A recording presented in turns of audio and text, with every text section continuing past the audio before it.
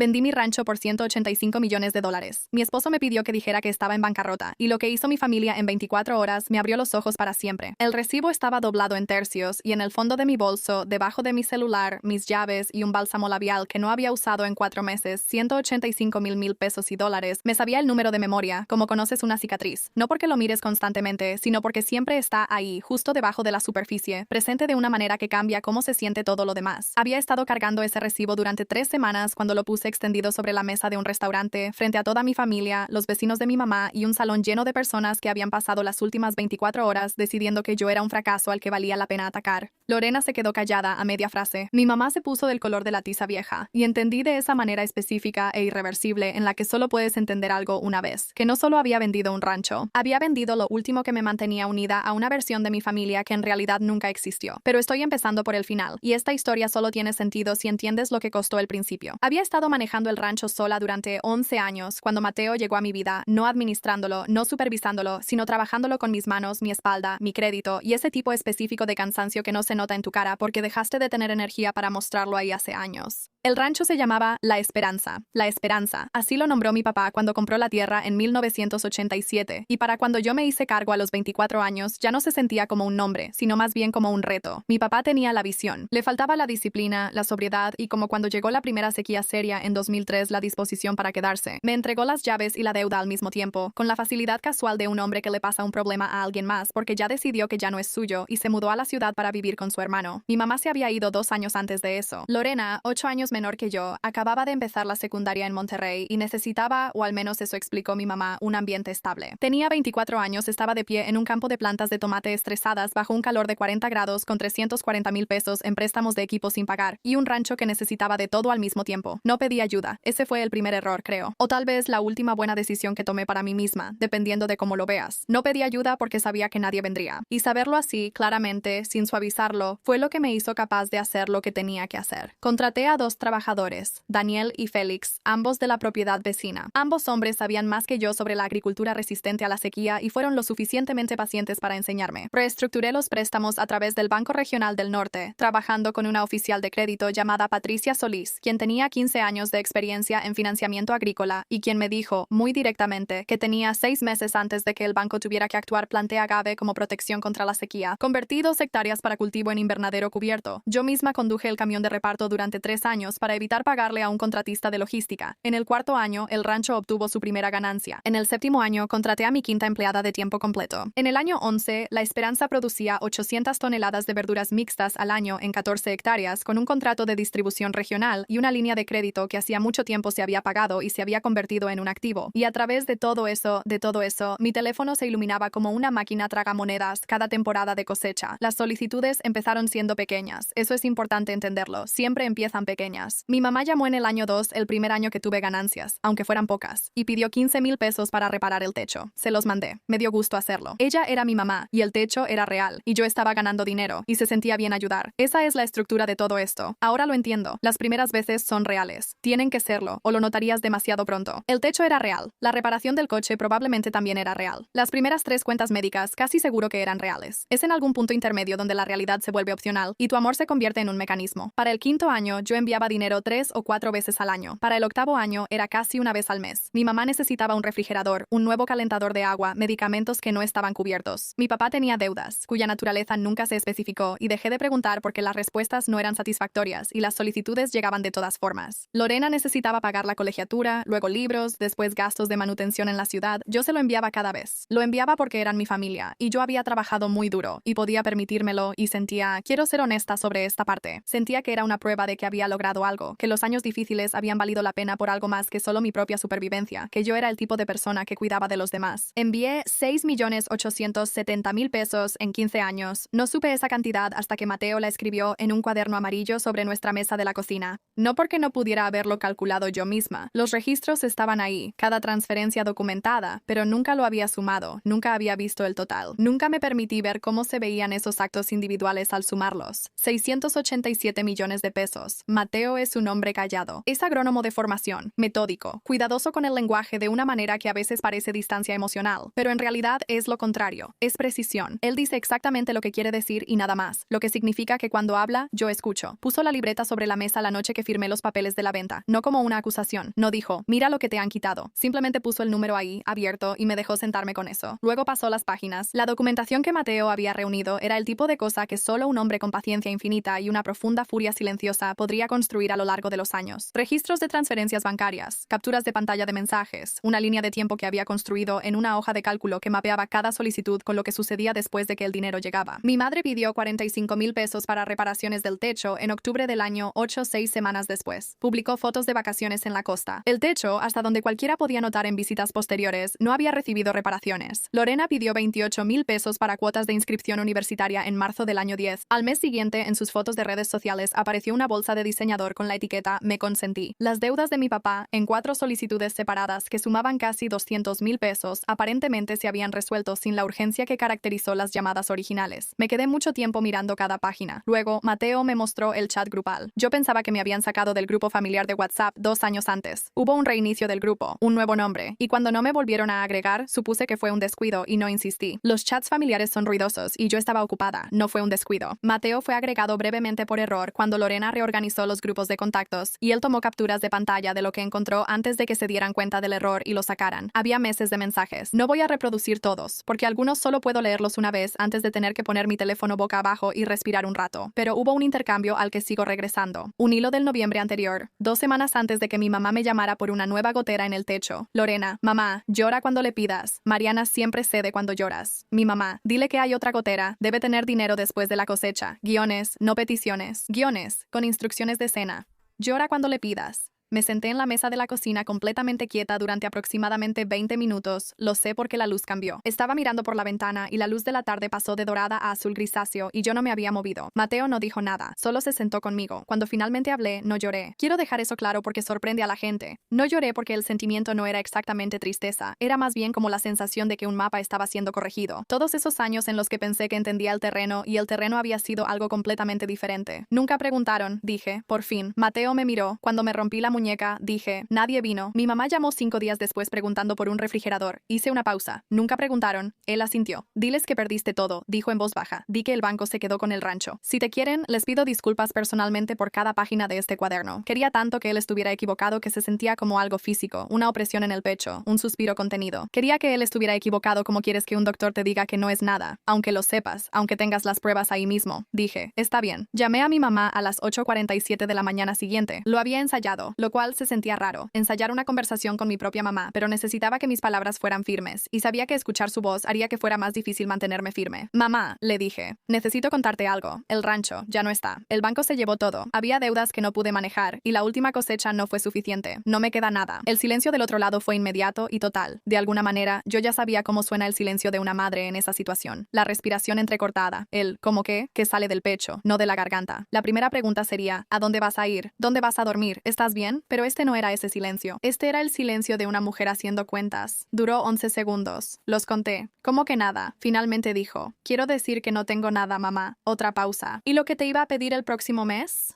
Colgó 40 segundos después de eso. No preguntó dónde iba a vivir. No preguntó si estaba bien. No dijo que me quería. Dejé mi teléfono en la encimera de la cocina y lo miré un rato. Luego llamé a Lorena. La reacción de Lorena fue más rápida y menos disimulada. Y la colegiatura de Camila se vence el próximo mes. Camila era su hija, mi sobrina, de 9 años. La solicitud de la colegiatura se había hecho 6 meses antes. No puedo ayudar, le dije. Siempre te haces la víctima, me dijo. Su voz tenía ese tono específico que usaba cuando quería hacerme sentir irracional por tener un límite. Cada vez que algo sale mal en tu vidita de granja, actúas como si colgó. En menos de 4 horas, el chat familiar, ese que se suponía que yo no debía saber que existía, aparentemente estaba que ardía. El contacto de Mateo en el grupo, una prima que se mantuvo al margen de todo y a quien no voy a nombrar aquí por verdadero agradecimiento, le tomó captura a la conversación y se la mandó. Mi mamá. Ella pidió esto, 20 años haciéndose la mártir. Lorena. Ella solo pensaba que era una mujer de negocios porque cultivaba verduras. Mi papá, en línea, leyendo todo, sin decir nada. Su silencio siempre había sido su propio lenguaje particular. Había pasado pasado 20 años traduciéndolo como pasividad. Ahora entendía que era algo más deliberado que eso. La cuidadosa neutralidad de un hombre que se beneficiaba del conflicto, pero que no estaba dispuesto ni a unirse ni a detenerlo. Entonces mi mamá volvió a llamar. Su voz era diferente esta vez, medida, interpretando algo. Mija, dijo ella, el diminutivo que usaba cuando quería algo. Sobre la cena de aniversario el sábado. Creo que, dada tu situación, sería mejor que no vinieras. Sería incómodo para todos. Me estaba desinvitando de la cena de aniversario de mis papás.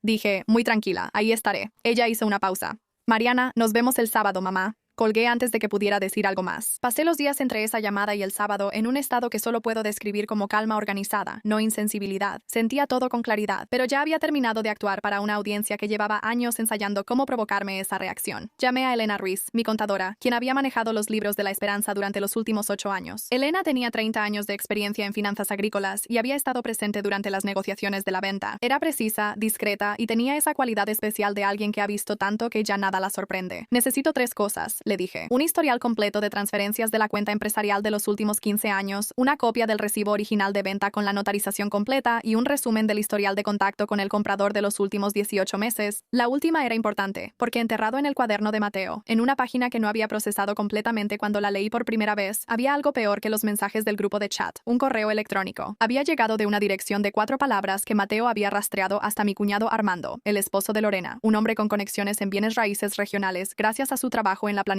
municipal. El correo electrónico era de hace 6 meses y estaba dirigido a un contacto en una empresa de adquisición de propiedades. Describía los detalles básicos de la esperanza, extensión de terreno, derechos de agua, rendimiento anual, y terminaba con una línea que leí 4 veces antes de comprenderla por completo. El propietario actual no sabe que tenemos un comprador interesado. Aún está por definirse, pero es probable que la propiedad esté disponible en un plazo de 12 meses. Podemos actuar rápido si el precio es adecuado. Habían estado trabajando en una venta paralela mientras todavía me pedían dinero. Mientras yo todavía manejaba el rancho, seguía pagando lo último de la línea de equipo y seguía enviando transferencias en respuesta a emergencias fabricadas. Mi familia había estado explorando en silencio lo que podían sacar de la venta de mi propiedad que yo había construido, por la que yo había dado todo. Eso no tenía nada que ver con ninguno de ellos legal ni financieramente, excepto por el simple hecho de estar conectados con personas que compartían mi apellido. Reenvié el correo electrónico a Elena y a Rodrigo Vázquez, un abogado civil en Monterrey con 22 años de experiencia en derecho de propiedad y contratos, a quien Elena había recomendado cuando comenzó el proceso de venta. Rodrigo era el tipo de abogado que hablaba despacio porque ya iba 3 pasos adelante en la conversación. ¿Esto es motivo de acción legal?, le pregunté. Potencialmente, dijo él. El correo electrónico por sí solo no constituye fraude, pero dependiendo de qué contactos se hayan hecho con el comprador y si se hicieron declaraciones en tu nombre sin autorización, podríamos estar hablando de interferencia ilícita o reclamaciones por representación no autorizada. Hizo una pausa. ¿La venta se cerró al valor total de mercado? Sí, respondí. El comprador se puso en contacto a través de mi corredor de manera independiente. El precio de venta nunca se comprometió. Entonces el daño es limitado legalmente, dijo él. Pero la intención está documentada. Otra pausa. Guardé todo. El restaurante se llamaba El Jardín, un lugar para eventos en el centro del pueblo. El tipo de lugar que se usa para quinceañeras, fiestas de aniversario y la representación de la felicidad familiar. Mi mamá había reservado el salón privado, y cuando llegué a las 7:15 p.m. el sábado, había 43 personas adentro. Familia, vecinos, amigos de mis papás del barrio. Personas que me habían visto crecer y que me conocían como la hija mayor, la callada, la que se fue a trabajar la tierra mientras Lorena hacía su vida en la ciudad. Mi mamá me abrazó en la puerta con ambos brazos y con ese calor específico de una mujer que está actuando una escena. Sus manos estaban frías. Viniste, dijo. Dije que vendría, respondí. Mateo estaba a mi lado. Se había vestido con esmero. Él sostenía mi mano de una manera que no es demostrativa, solo presente, firme, un punto fijo. Observé la mesa. Lorena estaba en el centro, con un vestido color crema, su cabello arreglado. Armando estaba a su lado, con un saco, viéndome entrar con una expresión que se esforzaba mucho por ser neutral. Mi papá estaba en el extremo opuesto con su copa de vino, ya mirando algo que no era yo. La cena estuvo bien. La comida estaba buena. La habitación estaba ruidosa de esa manera festiva que cubre muchas cosas. Durante los brindis mi mamá se puso de pie con su copa y habló durante 8 minutos. Elogió la paciencia y calidez de mi papá. Mencionó a sus hijos. Habló de Lorena durante 3 minutos completos. Sus logros profesionales, su hermosa familia, el orgullo que representaba. A mí me mencionó en una sola frase. Y Mariana, quien siempre trabajó tan duro en el campo, en pasado, elegíaco, el tipo de frase que pondrías en una pequeña placa. Luego Lorena se levantó y anunció entre cálidos aplausos que ella y Armando habían dado el enganche para una casa nueva. Dijo el nombre de la colonia, el distrito más caro de la ciudad, con una deliberación que reconocí como dirigida específicamente a mí. Me miró cuando dijo la siguiente parte. Como estás pasando por un momento difícil, Mariana, podrías rentar nuestro antiguo lugar. Te daríamos un precio especial por ser familia. En la sala se oyó una suave exhalación colectiva de simpatía. Pobre Mariana, la que perdió su rancho, la que estaba pasando dificultades, el contraste que hacía que el anuncio de Lorena cayera mejor. Entonces entendí por qué me habían invitado de nuevo. No porque fuera familia, sino porque era un accesorio. Me quedé con ese entendimiento durante aproximadamente 90 segundos. Luego, Armando metió la mano en su saco y deslizó un documento doblado por la mesa hacia mí. Un formulario de garantía de préstamo. La casa de mis padres figuraba como garantía. Mi firma era requerida como la hija mayor por razones relacionadas con la estructura original del título de la propiedad. Lo miré, luego miré a mi mamá y después a Armando. La semana pasada, dije que yo era demasiado vergonzosa para traerme a esta cena. Esta noche, soy familia. Mi voz no tembló. Quiero recordar que no tembló. Que soy mamá, tu hija o una firma. El rostro de Lorena se endureció de inmediato. Nadie te respetaba antes del dinero. Metí la mano en mi bolso. El recibo estaba doblado en tercios. Lo desdoblé lentamente. Lo puse plano sobre la mesa. Bajo la luz del restaurante, el número era muy claro. 185 millones de pesos con el sello del notario. El sello de certificación de Elena en la esquina inferior derecha. El nombre del comprador, la fecha, todo. La boca de Lorena dejó de moverse. La mano de mi mamá fue a su garganta. La mesa se quedó en silencio, y luego el silencio se extendió hacia afuera como sucede cuando algo real ha entrado en la habitación. Las personas en las mesas cercanas giraron ligeramente. El ruido ambiental del restaurante se volvió de repente audible. El sonido de los tenedores al ser dejados sobre la mesa. Vendí el rancho hace 3 semanas, dije, por 185 millones de pesos. El banco no se llevó nada. Tengo todo. Dejé que eso se asimilara exactamente el tiempo que necesitaba. Mateo me pidió que dijera que no tenía nada, para ver qué harían. Miré a mi madre. En 24 horas no preguntaste dónde dormiría. Preguntaste por la solicitud del próximo mes. Lorena me llamó víctima. Mi padre no dijo nada. ¿Y tú? Miré a Armando. Trajiste un documento a la mesa que requería mi firma, que es la única razón por la que me volvieron a invitar a esta cena. La habitación respiraba, pero no hablaba. Encontré el chat grupal. Dije, ese del que no se suponía que supiera. Encontré las indicaciones de cómo hacerme llorar. Encontré el correo sobre el comprador con el que estaban negociando a mis espaldas mientras me pedían dinero. Hice una pausa. Todo. Lorena intentó hablar. Su boca se abrió y algo empezó. No puedes. Eso no es lo que, pero las palabras no podían tomar forma porque el recibo estaba ahí, físico y real, y no había manera de reinterpretarlo. Mi madre hizo un sonido, no palabras, solo un sonido, algo entre un suspiro y una pregunta. Mariana, no, dije. Me levanté, doblé el recibo, lo guardé de nuevo en mi bolso. Miré cada rostro en esa mesa, la quietud pálida como tiza de mi madre, la mandíbula de Lorena moviéndose en el vacío, la quietud cuidadosa de Armando. Mi padre, que por fin me miraba, con la copa de vino detenida a medio camino de su boca, con una expresión en el rostro que nunca le había visto antes, algo que podría haber sido vergüenza si aún tuviera espacio para crecer. Quiero decir una cosa, dije, a todos en esta mesa y a cualquiera que pueda escucharme. Mi voz era serena. Trabajé durante 20 años en los campos, durante la sequía, las deudas, el frío y el silencio, y mi voz era absolutamente firme. Durante 20 años envié dinero porque pensé que así se veía el amor. Pensé que si seguía dando, eventualmente se volvería real. Pensé que era el tipo de persona que cuida a los demás. Hice una pausa. Lo era. Todavía lo soy, pero no esto. No llanto fabricado. No guiones. No una firma que necesitas y una invitación a cenar que revocas en el momento en que dejo de ser útil. Tomé mi bolso. Mateo ya estaba de pie. No perdiste un banco hoy, le dije a mi madre. Lo dije en voz baja, solo para ella. Perdiste a la única persona en esta habitación que nunca estaba fingiendo. Hay cosas que sucedieron después de esa noche, sobre las que he pensado cuidadosamente si debía incluir aquí, y he decidido incluirlas porque son verdad y porque dejarlas fuera haría que esta historia pareciera más limpia de lo que fue. Mi madre llamó 4 veces en la semana después de la cena. Dejé que todas las llamadas se fueran al buzón de voz. Los mensajes pasaron por varias etapas. Primero confusión, luego justificación y después algo que sonaba a enojo. Luego, finalmente, un mensaje más tranquilo que dejó a las 11:23 p.m. un jueves, que he escuchado 3 veces y aún no sé bien cómo categorizar. Dijo que lo sentía. Dijo que no había querido que las cosas fueran así.